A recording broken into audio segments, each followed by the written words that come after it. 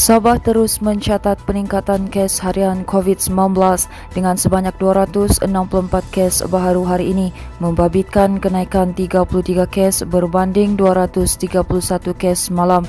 Menteri Kerajaan Tempatan dan Perumahan Negeri Datuk Seri Masri Manjun berkata, daerah Kota Kinabalu masih merekodkan catatan kes tertinggi iaitu 56 kes atau hampir 1/5 daripada jumlah kes di Sabah. Beliau berkata kluster Bahtera Kinabalu masih menyumbang kes dengan sebanyak 20 kes baharu lagi direkodkan hari ini. Tambahnya lagi jumlah daerah yang merekodkan peningkatan kes dan penurunan kes agak setara iaitu masing-masing 11 daerah. Beliau yang juga jurucakap perkembangan harian COVID-19 Sabah berkata jumlah kes di 5 daerah lagi tidak berubah seperti sebelumnya, manakala 6 daerah tidak mencatat sebarang kes baru hari ini. Sementara itu, beliau berkata keberkesanan vaksin terbukti melalui statistik kategori pesakit baharu yang majoritinya sudah lengkap vaksin.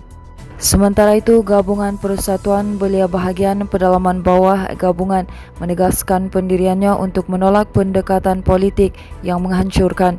Pengerusinya Mazlan Joharimanan berkata iklim politik sedang hangat ketika ini berikutan pilihan raya umum ke-15 yang semakin hampir dan mungkin diadakan pada bila-bila masa.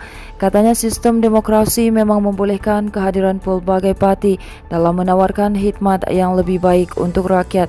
Beliau berkata demikian ketika berucap pada Mesyuarat Agung Tahunan Gabungan 2021 dan pemilihan ahli jawatan kuasa kerja sesi 2021-2023 yang dirasmikan oleh Presiden Majlis Belia Sabah Abkari Fawaz Abikan di Beaufort malam tadi. Katanya lagi dalam keadaan masyarakat majmuk yang masih rapuh, rakyat harus cukup cerdas, dewasa dan bijaksana menilai pelbagai kerana politik agar tidak terseret dalam sengketa yang memecah integrasi nasional. Mazlan dan juga pengerusi tetap Majlis Belia Sabah sebelum itu mempertahankan jawatannya sebagai pengerusi gabungan untuk penggal ketiga. Manakala 3 pemandu mabuk ditahan dan 25 saman dikeluarkan dalam 2 operasi bersepadu mencegah jenayah yang dijalankan Ibu Pejabat Polis Daerah Penampang malam tadi. Operasi Sekatan Jalan sempena sambutan ambang Tahun Baharu 2022 itu diadakan di Jalan Bundusan dan Jalan Papar, Kota Kinabalu.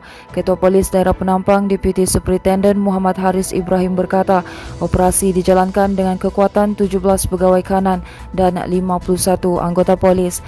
Katanya hasil operasi dijalankan seramai 3 lelaki ditahan dan dibawa ke Ibu Pejabat Polis Daerah Penampang untuk tindakan lanjut selepas disyaki memandu dalam keadaan mabuk. Muhammad Haris berkata dalam masa yang sama sebanyak 13 pasukan ronda cegah jenayah juga diatur gerak di beberapa kawasan, taman perumahan serta kampung. Katanya ia menumpukan kawasan yang dipercayai menjadi tumpuan perkumpulan di sekitar daerah Penampang dan Putatan. Jelasnya ia bagi memastikan tiada pelanggaran prosedur operasi standard Pelan Pemulihan Negara fase 4 dalam mengelak berlakunya jangkitan atau kluster baru sepanjang tempoh sambutan ambang Tahun Baru. Berita seterusnya, 2 pemandu berdepan detik cemas apabila sebatang pokok tiba-tiba tumbang dan menghempap kenderaan dipandu dalam kejadian di Jalan Sabah Hotel Sandakan hari ini. Dalam kejadian jam 6.30 pagi itu, kedua mangsa berusia 30-an itu bagaimanapun terselamat tanpa sebarang kecederaan. Jurucakap Pusat Gerakan Operasi Jabatan Bomba dan Penyelamat Malaysia Sabah berkata pihaknya menerima panggilan kecemasan pada jam 6.32 pagi. Katanya susulan laporan itu sepasukan 5 anggota dan pegawai bersama sebuah jentera dikerah ke lokasi kejadian. Sebaik tiba di lokasi, kedua-dua mangsa berada dalam keadaan selamat, manakala 2 kenderaan jenis Proton Saga dan Proton Azia terperangkap di bawah pokok tumbang. Pasukan operasi terus menjalankan operasi memotong dan mengalihkan pokok tumbang berkenaan. Baiklah, ini merupakan berita terakhir dari kami di mana jumlah mangsa banjir yang dipindahkan di daerah Kota Marudu setakat petang ini kekal seramai 504 orang membabitkan 167 keluarga. Jurucakap Angkatan Pertahanan Awam Malaysia Sabah berkata setakat jam 5 petang tadi semua penduduk terjejas banjir berkenaan masih ditempatkan di 2 pusat pemindahan sementara PPS. Katanya kedua-dua pusat pemindahan berkenaan adalah Dewan Sekolah Kebangsaan Kebangsaan Teritipan dan Dewan Sekolah Menengah Kebangsaan Tandek. Jelasnya mengikut rekod setakat ini 253 penduduk membabitkan 97 keluarga yang terjejas masih ditempatkan di PPS SMK Tandek, manakala 251 lagi mangsa dari 70 keluarga pula ditempatkan di PPS Dewan Sekolah Kebangsaan Teritipan. Menurutnya, pemantauan banjir pula setakat ini menunjukkan keadaan air semakin surut dan masih berada pada paras terkawal.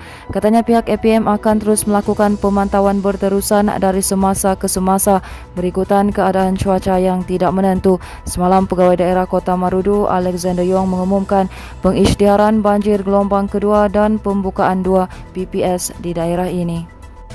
Teruskan bersama kami di asoka.com, berita komprehensif.